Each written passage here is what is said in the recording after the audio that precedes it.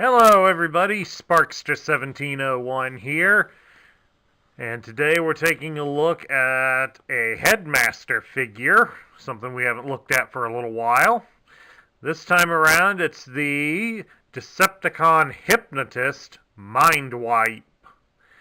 Now Mindwipe was released in 1987. He would be among the first of the Headmasters released. He would also be available for a short time in 1988 before being totally discontinued, and we would not get a replacement for him.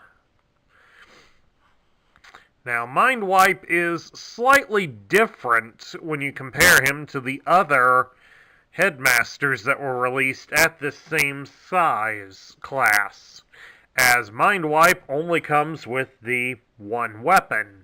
His partners, Skullcruncher and Weirdwolf, both included an extra piece that could attach to their creatures as a tail and doubled as a melee weapon of sorts, while all four of the Autobot Headmasters came with two guns. So Mindwipe here is a bit of an oddity that he only has one weapon. So, very strange on that, and no real reason has been given as to why he's like that.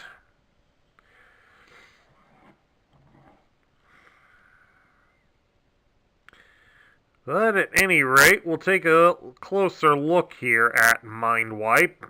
It's hard to get a good look at him since of all the dark colors on him, so let's keep him back a bit. And we'll take a brief look at his articulation. Let's go with the right arm so I don't hide him. He does have a joint at the shoulders. It does allow the arm to rotate all the way. But you do have to be careful as he crosses his wings at the back, so it can snag on them. He does have a joint at his hip. It does allow his legs to come up like so. And there is a joint at the knee, but it causes his leg to bend in the opposite direction. So it really doesn't do any good for posing. And of course, there's one at the ankle, but that's more for transforming him than anything else.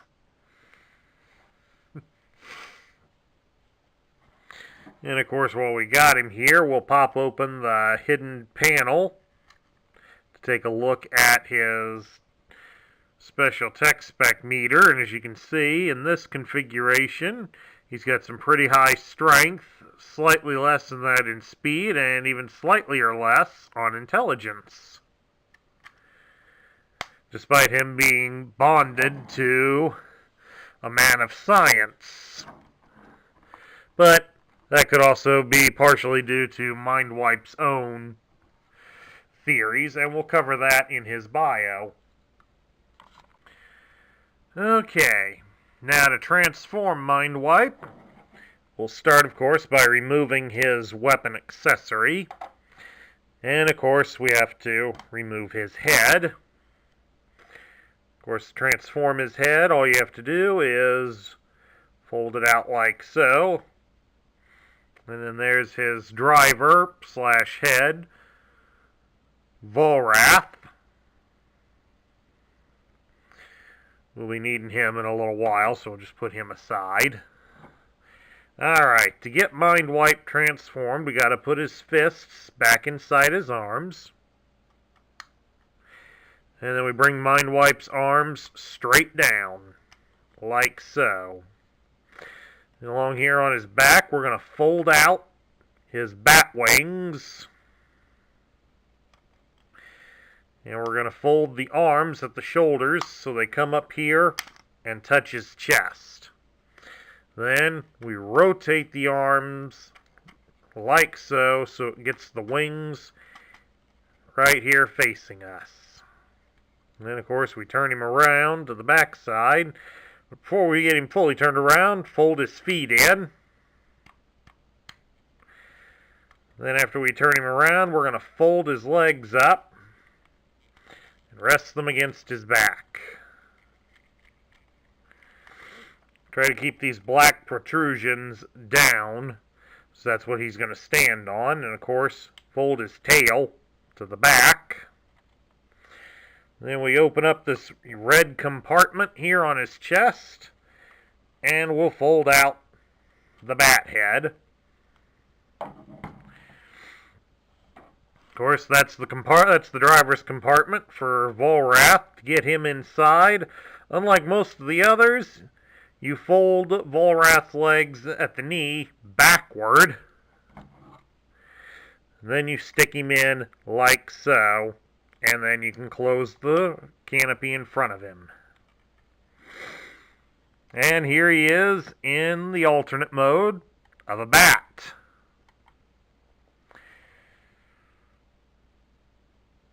Kind of a strange looking bat, but it's said here that these speakers here are what helps with his hypnosis abilities, as he can broadcast it even louder in his bat form.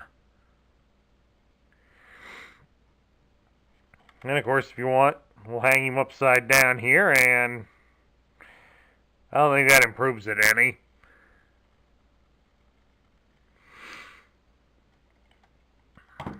It's a bit boxy looking when you get him seated down like this. You can look down upon him. You can see it's kind of boxy, but it really doesn't hurt him that much. It's kind of something you have to expect with him being an animal-styled headmaster.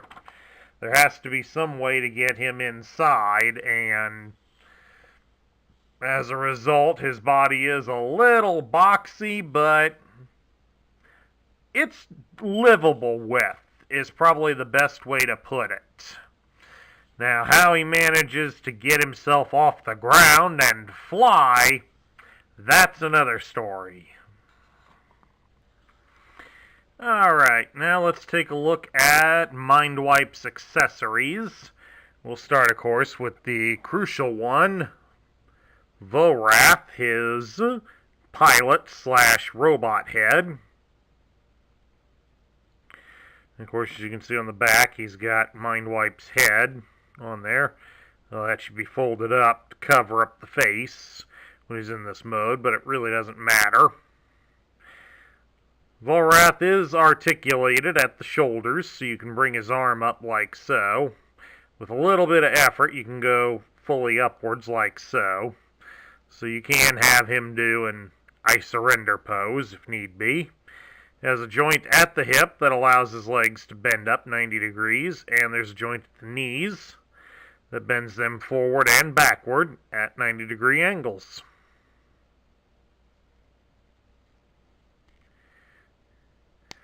Now, of course, to transform him into the head, all you do is fold the legs up at the hip and then fold the legs over onto his chest. And of course, if this black piece is covering the face, all you do is just flip it up. And then there you go, you can get a good look at Mindwipe's face.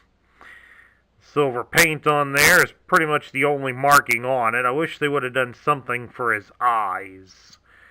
You know, like a red or a yellow or something would have been nice. Just so they stood out a little bit. And then, of course, the only other accessory Mindwipe includes is this, his gun. The instructions describe it as a Viper pistol.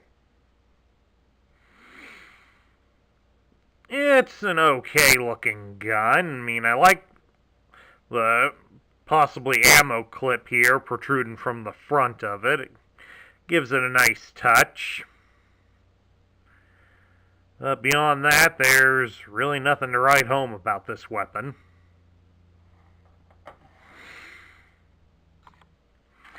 Alright, this is the part, folks, where I would show you the instructions, but before I do that, I want to show you a bonus surprise that I picked up early in the collection for this.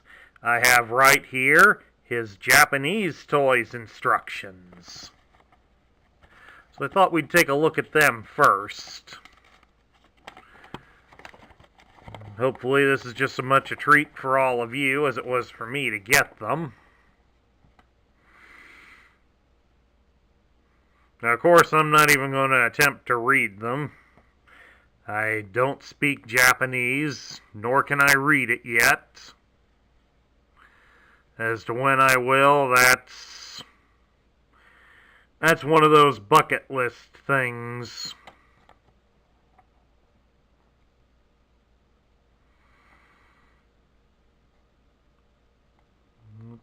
Steps go through on how to put the bat into the robot. And of course, how to get Volrath ready to be the head. And of course, to show you the tech spec thing in there. And then they show here how to get him inside the bat mode. And then there's this last bit,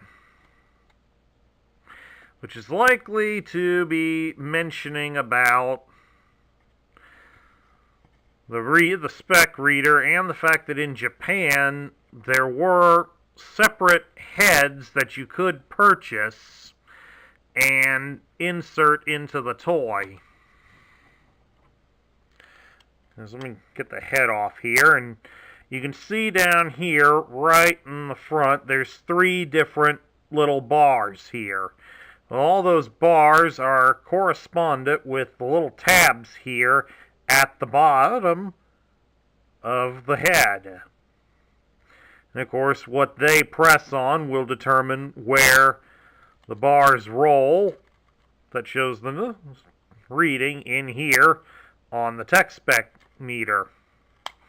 In Japan, they sold separate little guys like this so that you could interchange them with the bodies, and you would get different readouts depending on which head was in there. It's something you could do here in America with the ones that you have. You can interchange their heads back and forth for fun or whatever.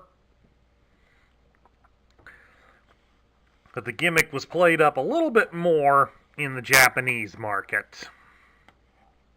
And of course, down here at the bottom, we've got the contents and how to apply the stickers. And we've got the rub sign bit over here and reading the tech spec. And of course, also the usual legalese at the bottom. But let's move on to the American instructions. And these were done in the newer style that they were doing in 1987, where they added the much more than meets the eye caption up here. And as you can see, instead of cramming it all into one spot, we take up 2 pages to show off everything Mindwipe includes. And then, of course, we start off by showing how to get Volrath inside Mindwipe. And how to transform him into the head. Of course, they leave off the little black tab on the back of him, unlike in the Japanese instruction. And then how to transform the bat into the robot.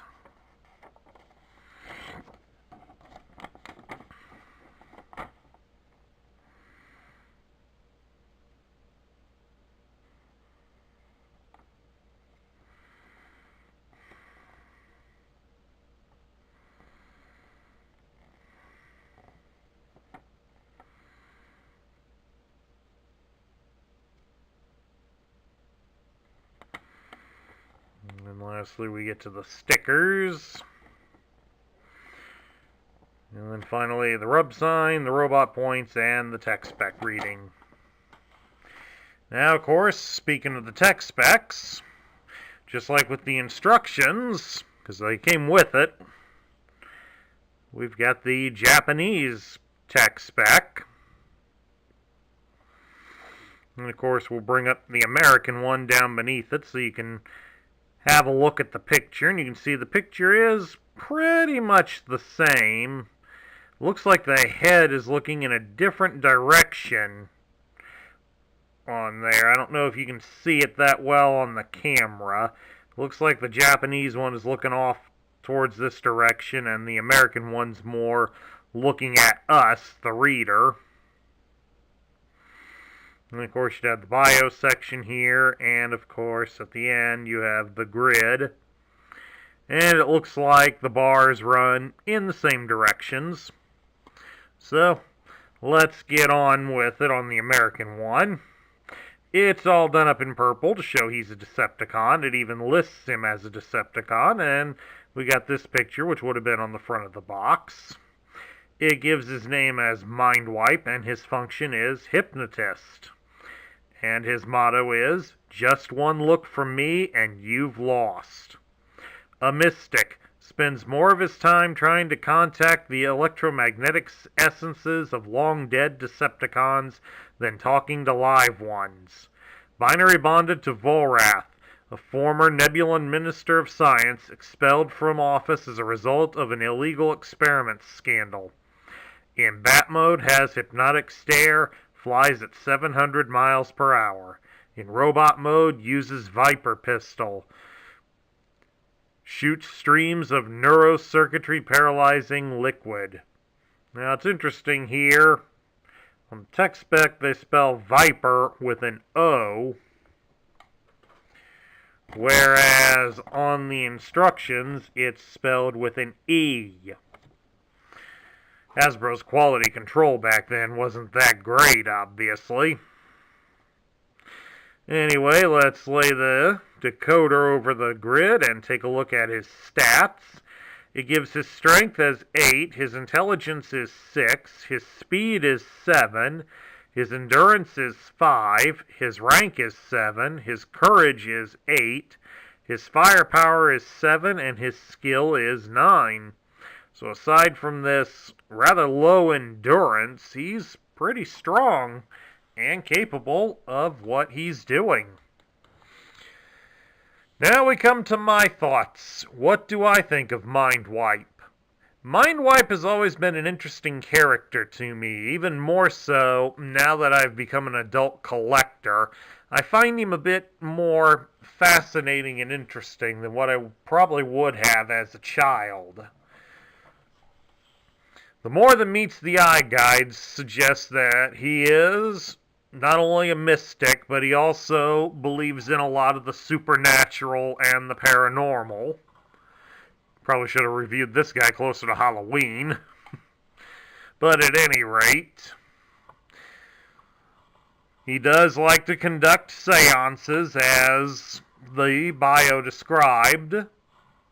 But sometimes, according to the guidebooks, he doesn't pick up their essences, but rather picks up fragments of Earth television shows that have been broadcast into space. So you can just imagine him conducting a seance, trying to consult a dead Decepticon, only to pick up fragments of the Jerry Springer show. So as you can imagine, that puts him a bit at odds with the man of science being his head. That's why I commented earlier about that, surprisingly, he's got rather low intelligence when you'd figure he has a man of science in there. Of course, though, science and mysticism have never been close to each other, and members of both communities have often been at odds with each other. Although, interestingly enough, the More Than Meets the Eye guides do suggest that Volrath is beginning to start to find some validity in some of Mindwipe's own mystical theories. So if nothing else, Volrath is slowly starting to see where Mindwipe is going with it. However, though, Mindwipe doesn't totally understand everything that is involved in his mysticism and such, and can often be frightened by the things that he is learning or thinking he's experiencing. So in some ways it backfires on him tremendously if he's not careful. As a toy, though, he's okay. He's a little bit better than average on terms of articulation. And he does have a rather unique and interesting function, although how well it works militarily, that's up for debate. As he is a bat, he does get to fly, so that's one thing, but the boxy look that he has does leave you to wonder, how does he manage to get off the ground and stay off ground in bat mode to be able to do any good? I don't imagine that his hypnotism is effective against a mass group of Transformers. He can probably only get one or two at a time, and he probably has to stay in position for a certain amount of time to lure them into his spells. And thus, if he's got to do that, he's an easy target for anybody else that just happens to see him. So, I really don't think he's that good militarily, but I still think he's probably about a middle tier toy. Since he does have a fair amount of articulation, so that does give him some play value. The bat mode, it's interesting. It's certainly different, and that's a feather in his cap for that. His function, while not necessarily the greatest, it is something that does make him semi-useful, although I doubt it very, very much. As about that time, Hasbro had G.I. Joe bring a hypnotist into the Cobra Legions, and again, we're kind of talking, this is somewhat unnecessary, as it's crossing into a realm that I don't believe many would really encourage, especially for play amongst their children. But I think in this case with Mindwipe, it was more easy to ignore and just use him as a bat that has speakers on the front that play out an annoying noise that makes the enemy stand still and cover their audio sensors. Oh, well, it's one theory at least. And that concludes my review of the Generation 1 Decepticon Hypnotist Mindwipe. If you like the video, leave a thumbs up here on YouTube. Also, hit that subscribe button down below and ring the bell so you'll be notified of all future videos. Please also consider sharing your thoughts about Mindwipe in the comments section down below. This is Sparkster1701 saying I'll catch you all later.